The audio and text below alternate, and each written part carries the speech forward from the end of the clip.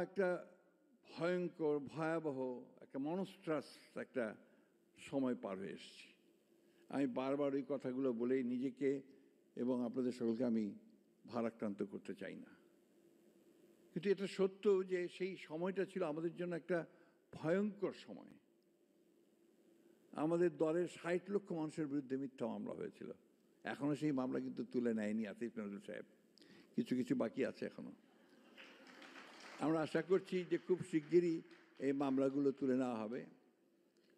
আমাদের প্রায় ১৭০০ নেতাকর্মীকে গুম করে দেওয়া হয়েছে, এনফোর্স ডিসঅ্যাপিয়ারেন্স। আজকে যে সকালে অনুষ্ঠানে গিয়েছিলাম, সে অনুষ্ঠানে ছোট বাচ্চা মেয়েটা, যেটা বয়স ছিল তখন যখন তার বাবাকে তুলে নিয়ে যায় ৫ বছর, এখন তার বয়স প্রায় আপনার ১৭-১৮ বছর, বেশি হতে পারে বোধহয়। সে এখনও বলছে যে এখনও তো আমি আমার বাবাকে দেখতে চাই, আমার বাবা আমার হাত ধরে আমাকে ঈদের মাঠে নিয়ে যাবেন, এটা চাই। তো একই কথা বারবার আমরা শুনছি। ওই জন্যই আজকে আমাদের সম্মানিত প্রধান উপদেষ্টা এখানে আছেন, আমি তাকে ধন্যবাদ দিতে চাই, তার ক্যাবিনেটকে ধন্যবাদ দিতে চাই। অনেকেই আমরা বিভিন্নভাবে কথা বলি, কিন্তু আসলে একটা বছর খুব বড় সময় না। এই একটা বছর সময়ের মধ্যে কিন্তু তারা অনেকগুলো কাজ করেছেন, এটা অস্বীকার করবার কোনো উপায় নেই। এবং যে কাজগুলো তারা সবচেয়ে বড় যে কাজটা তারা এগিয়ে নিয়ে চলেছেন, সেটা হচ্ছে যে সংস্কারের কাজটা। আমরা ২০১৬ সালে আমাদের নেত্রী দেশনেত্রী বেগম খালেদা জিয়া উপলব্ধি করেছিলেন যে রাষ্ট্র কাঠামোটার পরিবর্তন করা দরকার। এই কাঠামোতে মানুষের যে আকাঙ্ক্ষা তার পূরণ করা যাবে না, এবং সেই জন্যই তিনি তখন ভিশন 2030 বলে একটা আমরা ডকুমেন্ট জনগণের সামনে তুলে ধরেছিলাম। সেখানে আজকে যে কথাগুলো হচ্ছে, বিচার বিভাগের স্বাধীনতা, প্রধানমন্ত্রী এবং আপনার রাষ্ট্রপতির ক্ষমতার ভারসাম্য রক্ষা করা, আপনার হিউম্যান রাইটসকে এস্টাবলিশ করা, বিচার বিভাগের স্বাধীনতা, এ কথাগুলো তখনই ছিল। পরবর্তীকালে আন্দোলনের সঙ্গে সঙ্গে আমরা যখন আন্দোলন করেছি, মার খেয়েছি, জেলে গেছি, বারবার আমাদের ছেলেরা মরেছে, তখনও আবার আমরা ২০২২ সালে অন্যান্য রাজনৈতিক দলগুলোর সঙ্গে আলোচনা করে যারা আমরা একসঙ্গে আন্দোলন করছিলাম। এখানে জুনায়েদ সাকি আছেন, আমি দেখতে পাচ্ছি। জুনায়েদ সাকি প্রচুর পরিশ্রম করেছিল সেই সময়। আমরা ৩১ দফা কর্মসূচি নিয়ে আমরা জনগণের সামনে এসেছিলাম। যেদিন এই কর্মসূচি নিয়ে সামনে আসি আমরা, সেই দিনই আমাদের উপর গুলি হয়েছে।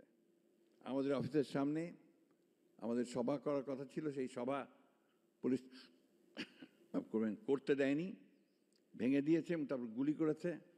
সেখানে আমাদের মিরপুরের একটি ওয়ার্কশপে কাজ করা একটি ছেলে, সে সেখানে সেদিন শহীদ হয়।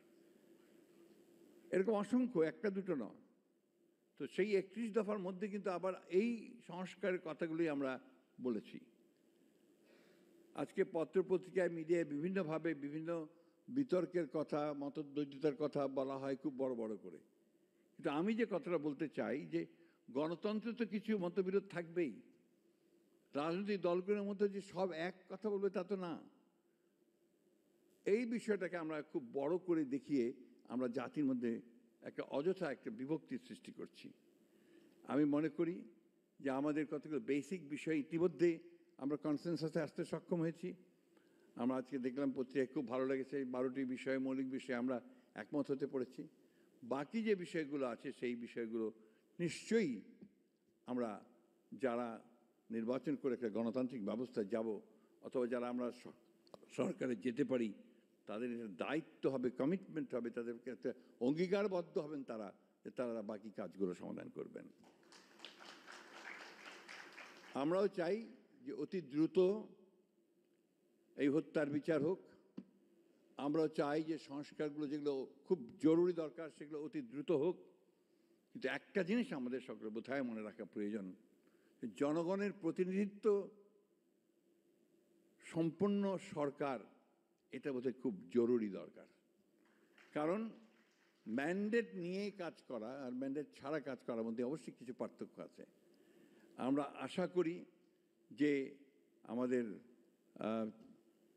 সম্মানিত প্রধান উপদেষ্টা মহোদয়ের যে ইতিমধ্যেই জনগণের সামনে যে কমিটমেন্ট করেছেন, সেই কমিটমেন্ট অনুযায়ী দেশে একটি অবাধ, সুষ্ঠু, সকলের কাছে গ্রহণযোগ্য একটা নির্বাচন হবে এবং সেই নির্বাচনের মধ্য দিয়ে জনগণের প্রতিনিধিত্বশীল একটি সরকার প্রতিষ্ঠিত হবে, পার্লামেন্ট প্রতিষ্ঠিত হবে। এর চেয়েও বড় একটি প্রশ্ন আছে।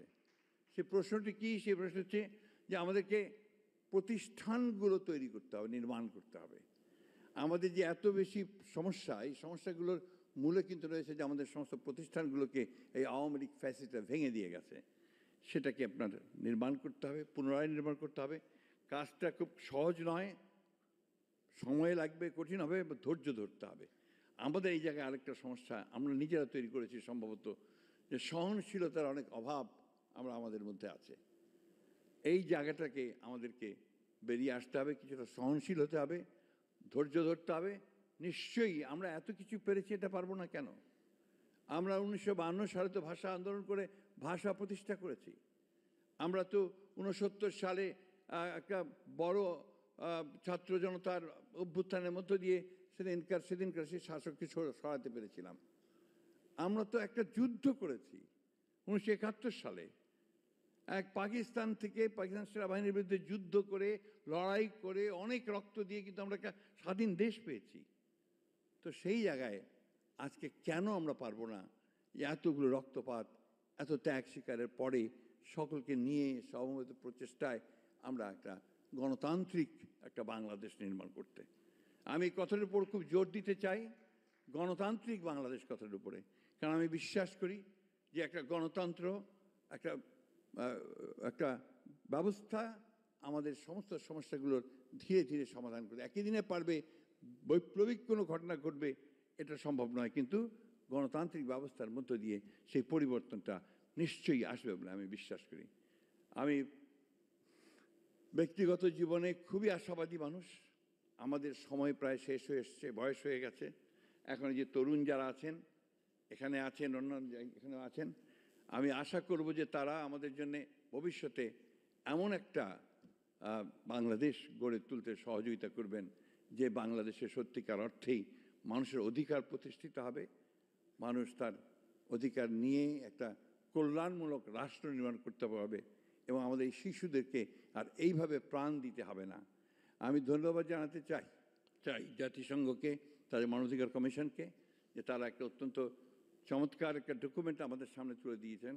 কিন্তু ডক্টর শফিক খুব ভালোভাবেই বলেছেন যে এটা আসলে খুব যথেষ্ট নয়, এটা অনেক ব্যাপক।